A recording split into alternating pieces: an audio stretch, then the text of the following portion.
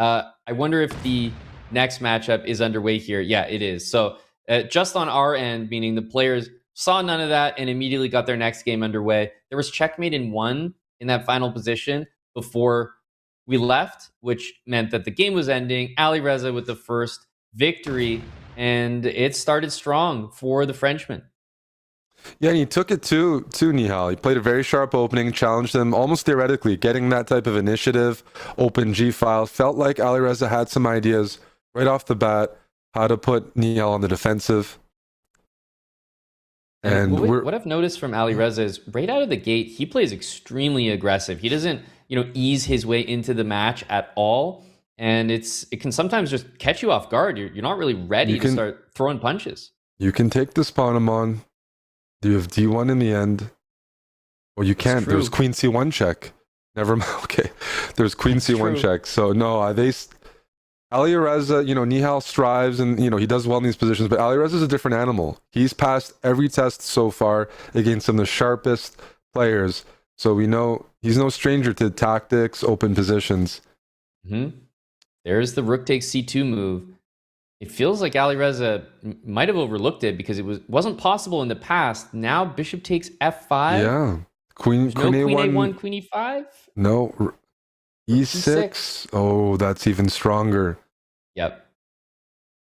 Isn't that mate? Bishop D7 is mate. There you go. Oh. And okay. We keep jumping back to... He was down seconds. His position was bad. And he fought all the way back and almost won that with a very tricky final Queen Desperado move. Yeah, for those, looking to improve their final time scrambles, if you don't have enough time to get a checkmate, usually what you want to do with the lone queen is pre-move it near the king. And Nihal did it perfectly. He did it when he had 0.1 seconds. So he couldn't have made another move anyway. That was the toughest move to react to, but it wasn't enough. We're starting to see these guys loosening up a little bit in these time scrambles.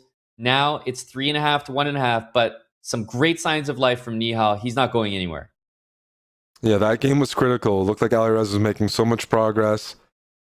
But Nihal's nerves at the end of the game cannot be understated. He has held so many positions. It's so easy. Oh, look at this. So this is what you can't afford.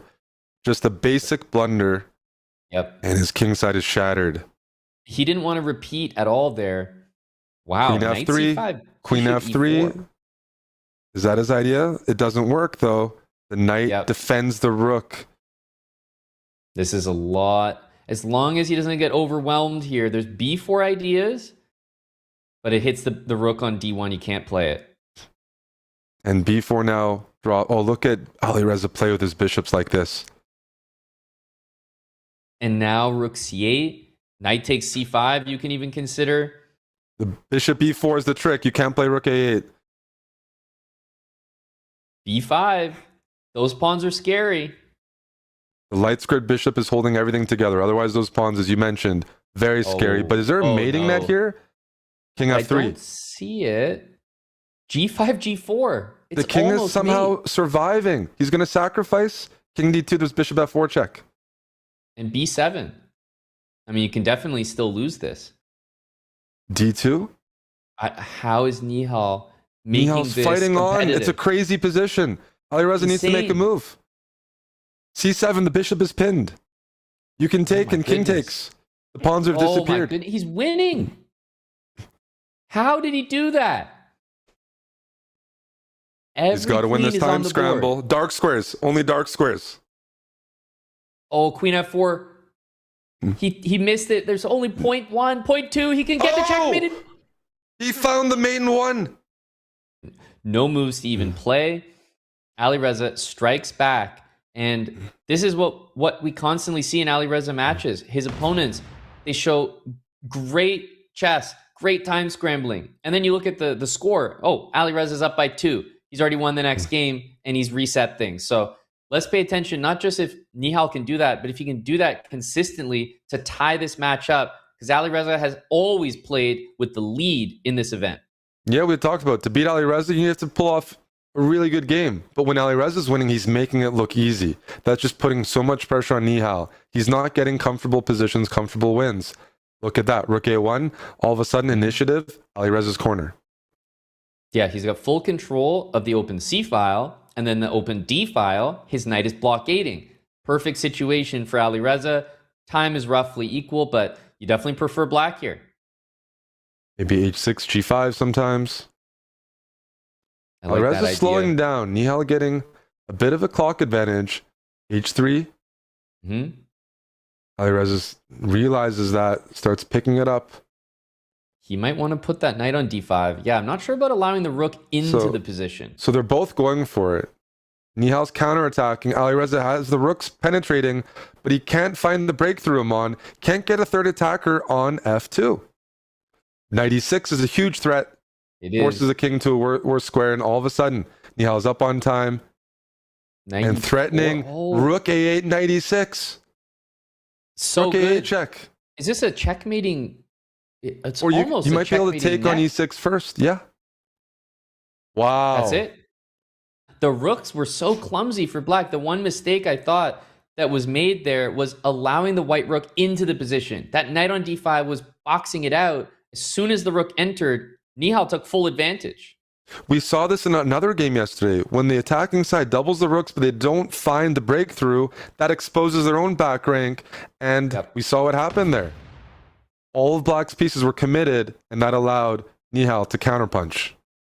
a4, b3. Everyone's going to bring the pieces into the middle.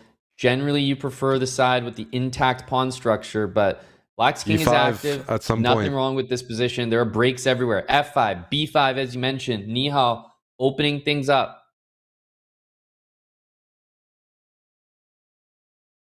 There's a g4 square for the knight. I'm not sure how good it is, but sometimes you might maneuver the knight.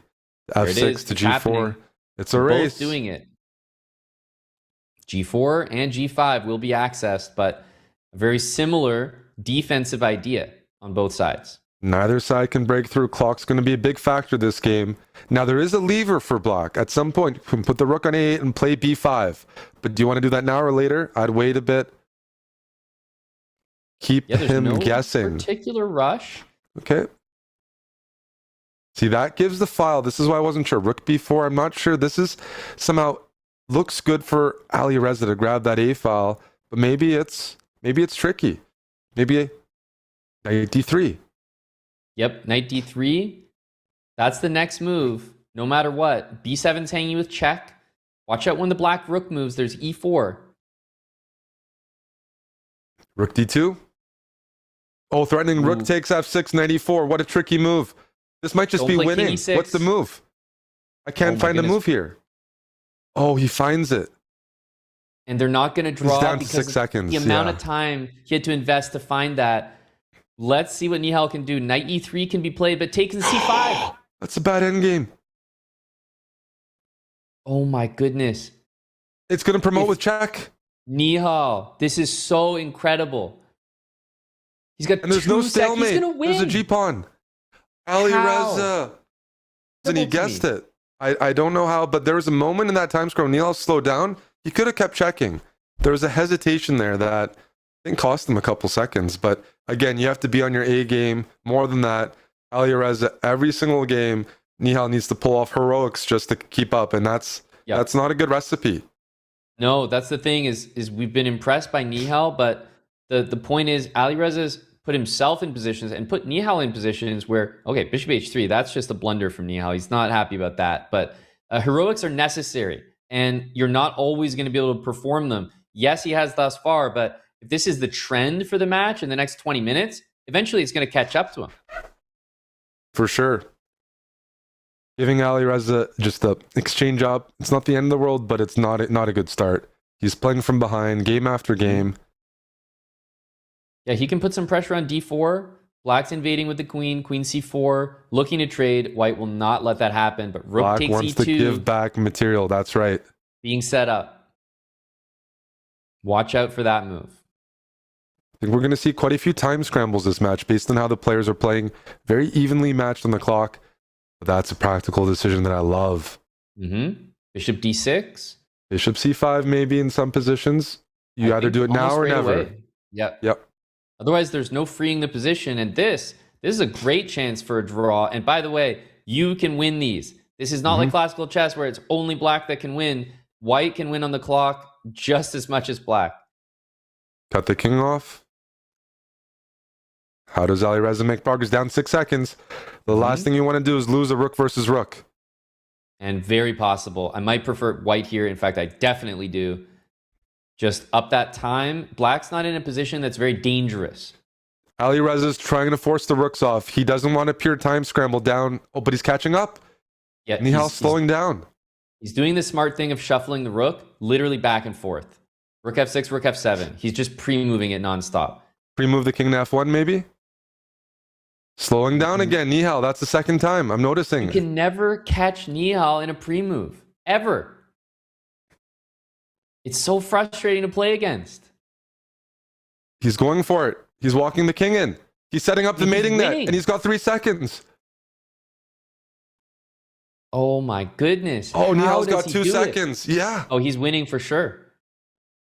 So frustrating for Alireza. Got some good positions with white thus far. And it's incredible that it feels like we're watching Nihal put on a show, and yet Alireza, he's stifling everything. He always comes back with a quick win. It's almost like while you're celebrating the last result from Nihal, Alireza's quickly putting away a win before you can even recognize it.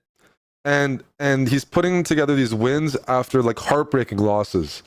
So just recovering so fast.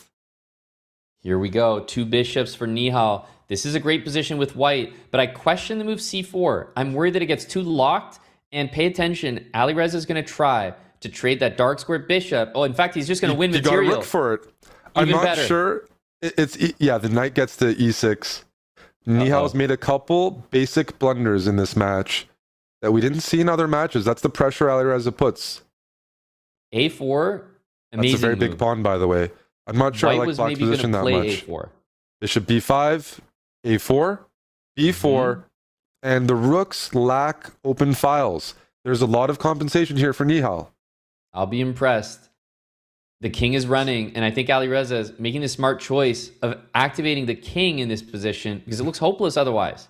Rook g1, you don't want to play that, but can you afford to lose these pawns? Tough. Remember, rook e8's not possible. It seems like this position... Oh, no. That's a nice idea. The pawns get moving. You can keep pushing maybe, or wait. Now you take... This is over. Yep. Rook takes. Because then pawn takes and bishop b5 in the end. Oh, bishop b5 is nasty. Yeah, Nihal has it all covered. He's going to block the pawns. But he's down to 11 seconds. He has to play very accurately. There's 3 connected versus 4 connected, but the 3 are way further up the board. 11 seconds apiece. Alireza in big trouble, and I don't see how... he's going to lose a rook. He's going to lose even more. 4 pawns, but it's a time scramble. Oh, what a nice move. Taking the king's escape path from h5 away. That's great technique. Cannot say enough good things about queen e8 check. If you allow that king to go to h5, g4... Eric, I might take black in a time scramble there. There's 4 pawns, full shelter, but a different story after queen e8. You know, it's funny, during that match when he blundered the exchange, I'm like, I'm not sure I like that. Because if he just traded off the dark squared bishops like you mentioned, that looks smooth. But right. Nihal's position got easier to play after he blundered. The plan was clear. Push the a-pawn. And here we see this symmetrical, almost French exchange that we have seen in the championship thus far. Gives away a pawn, but bishop takes a2. You need to be immediate as white. You can't let the bishop plant itself on d5, claim the bishop pair endgame advantage. He needs to go for tactics. Knight c6. And there we go. Speaking of tactics. And c6 hangs. So if you take on d6, queen c6, bishop d5, f6. Great position for Nihal. This is opposite bishops. We know both players like to play these on for a win. I'm surprised he allowed the queens off. I mean, it's fine. I just thought keep the queens on. And you milk your time advantage. You can milk it more than queens are on sometimes because of tactical opportunities. This should be a win for Nihal when you just think about the pure time scrambling and the opposite bishops, but it's far from simple. Let's see the conversion. He's allowing the d-pawn to run. 2 connected pawns versus 2 pass pawns for white. Bishop check. c6 and bishop d5. Block. Yeah, bishop block, so yes. So now the bishop on d5 covers the d-pawn and the f-pawn, whereas white bishop cannot d5. handle these connected pawns. Nihal's winning this. This is over. Opposite bishops. I know he got it done on the board here, but even on the clock, there was a threat that Nihal would win. That was not a good idea to enter that position. Kind of a lose-lose for Alireza. It's 7.5, 7.5. I've been saying the entire time, Eric, wait until Nihal can take a lead in this match, and we will see what Alireza is made of. This is an opportunity to make that happen. Yeah, this is a key game, and Alireza's got a nice opening for his style. Imbalanced, bishop pair. Nihal's got a loose center and an open position. You got to favor usually the bishops. Okay, b6 is hanging. And Everything's yes, you hanging. can take d4, but now, yeah, the whole position is hanging. There's also knight d3. It's another pawn race. Oh, opposite bishops again. E1 hanging, d4 hanging. Queen b3. E2. He might play queen b3. That's an annoying move. Queen b3 first, or you take on d4. Alireza freezing up here. I'm not sure. E3. He might try to go for it, but that's why queen d5 is so good. This is risky. The queen on f5, pawn on b3, bishop c4. Rook Rook d8. d8's a Watch threat. out. Yeah. Watch out. If you win that e4 pawn, this is a much different game. And it looks like he got it done. Bishop e4 is available. The rook moves. Oh, this is bad though. Lots of pressure. Bishop d5. Queen g6. Queen g6 is a threat. Oh, that's even worse. Queen g6 is a huge threat. Queen b3. But then queen check, queen takes f6. King is so safe there. Nothing to do. And now he gets everything in. Beautiful Nihal takes the lead. Is that 3 in a row? That must be 3. It was 7.5 to 5.5. That's 3 in a row, Eric. Match clock, top left, 11.5 minutes. The first deficit that I can remember. Be curious if it actually is. The first one that I can remember in the entire Bullet Chess Championship for Alireza. Remember, Alireza can win, but he cannot lose. There will be another match if Nihal wins. Queen h6, Nihal. Alireza. Okay, maybe he wants to stabilize. No, I don't see an immediate win. You can move the knight, cover e6 check. Yes, you drop the rook, but 2 pieces. There's bishop d7 coming. Yeah, no bishop f5 because of knight e7 check. Oh, that's very unpleasant. Rook to h3. What's happening after rook h3? Rook e8? Yes. These guys are so fast at spotting these moves. It's incredible. And all of a sudden, I'm liking Nihal's position. Yeah, queen g5. Queen g5's coming. I don't see any mating patterns. And if there is one, I'm going to learn from these guys, which is good. Here we go. Rook e8. Rook e8. That's true. That's true. Rook e8 can be played. Even queen g5, rook g3. Now you also have rook e8. Same idea. Knight are better. They are better. But it's still anyone's game. Need to organize them, though. And probably b6, c5. The knight's coming to f6. Yes. Use those pawns, create a majority. He's got to create a majority here. Pass pawns. Here we go. C5. Here's C5. Both now the sides race need is to pass pawn. H4. Knight d5. It's a race. The king gets the d4. The pieces are better because you can use one to sack for the g Bishop pawn if f3. needed. Just the knight's coming in knight g2. Knight g. Oh. Bishop here. Oh, it's mate. It's mate. Oh. What a mating net. Oh. Knight g2 checkmate and d2 as well. Nihal takes not just a lead, a 2-point lead.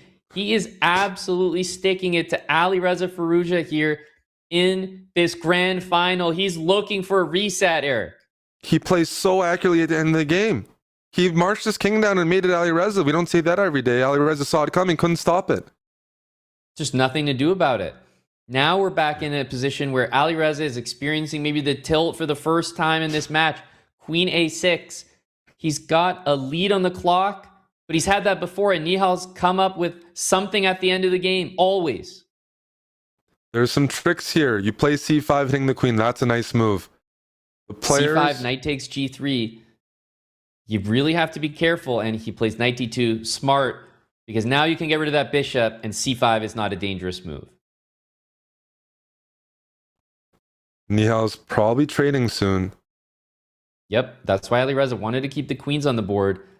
Time is equal. C5 to open the position for the bishop. But white's position is solid. It's just about Black's the time. looking to play b5 and push the queenside majority. That's why he played b3 right away, wants to freeze the b pawns. Big move White's from game Nihal. is looking great. You can take that. C5? Yeah, C5 looks pretty good. Oh, this is so smart by Nihal. So practical. Move the queen out of the way. Yep. Maybe queen Yep, move d1 the next, queen. and then pick it off. Queen d1. I like the structure for Nihal. The knight is also trickier in time scrambles. Nihal knows this. He just can't trade the queen. He's got to move faster, C4. though. Nihal needs to speed up a bit.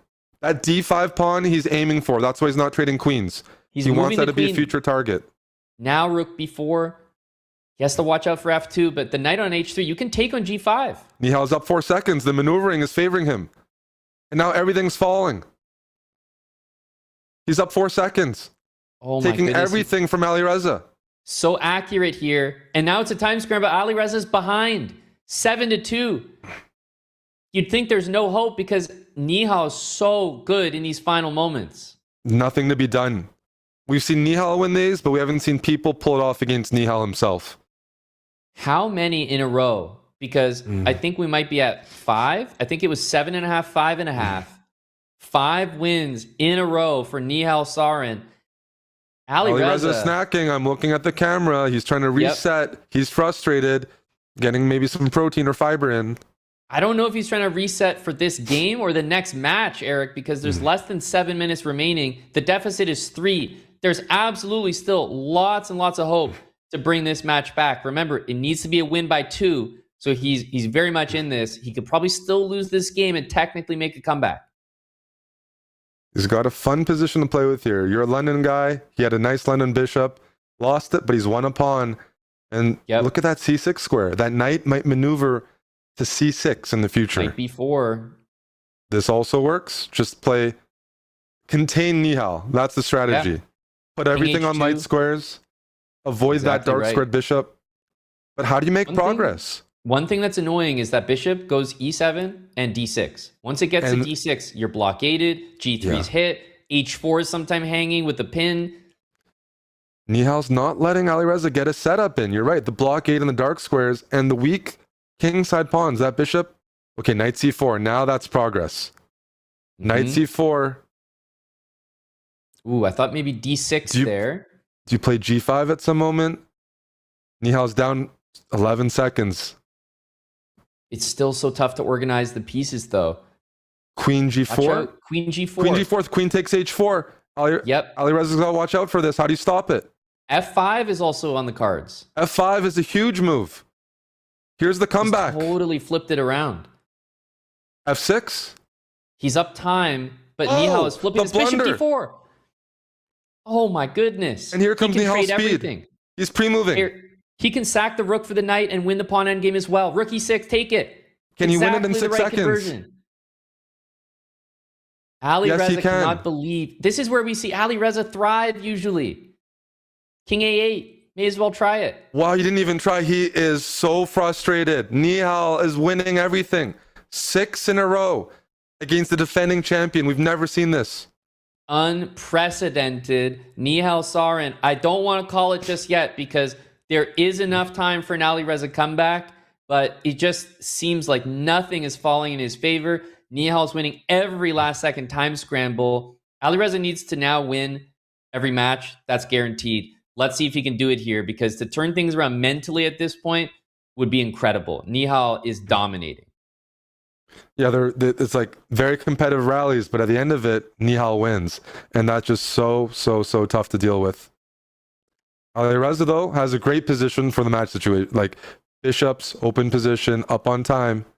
I might be sacking. Okay, he takes that bishop. I wasn't sure if he would want to play h4. He's going to keep it. This is dangerous for both sides. You have this menacing center. Bishop takes and queen e5. Oh, even rook takes. Yeah, queen takes is even. Maybe. What a find.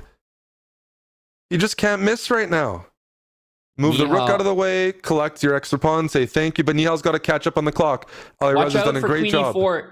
I'm scared of queen e4 and rook f8, g8 mate in the future. Oh my goodness. Okay, this weakens the dark squares.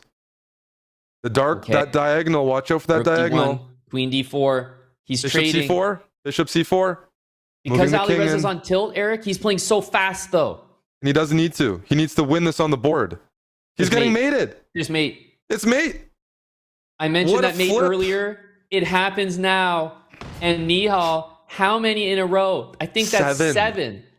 It's unbelievable. Alireza is now, he's leaning back. He knows the match is over. He's got that wry smile of, you know what? I got to hand it to you. That's impressive. It's probably never happened. When's the last time Alireza's lost 7 bullet games in a row, Eric? Has it ever happened? It's probably when he was young playing Hikaru. I'm just guessing. Yeah. Like recently, that's simply never going to occur. No, it's a foreign feeling. And if you're in Alireza's camp right now, you're Alireza, you need to reset. You know this set is lost, but there's a full match afterwards, and you need to stabilize. Can't get Nihal get comfortable like this and have a bad mentality going into the next part. Easier said than done, but it needs to be done. We see it in tennis. This format reminds me of it, but Nihal right now is seeing everything. Yeah, sometimes when a player's in the flow state like that, I'm wondering about knight g5, knight c5. You just feel nothing can go wrong, and that's exactly what's gone on here. Queen e4. He's going to trade the queens. Nice and safe for his king.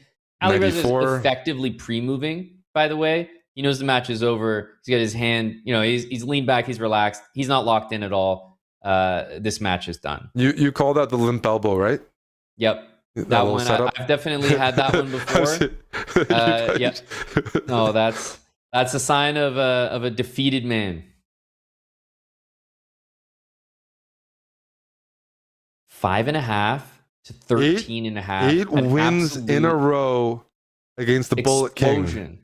Now, the thing is, Eric, we might actually be seeing 9 wins, and then the match would end before maybe the 10th adoption win could be entered. So, I think, well, in fact, here, he might win so quick, we're going to get a potential 10th game. I don't think we've seen that yet this year. And to see it in the grand finals, shocking. Yeah.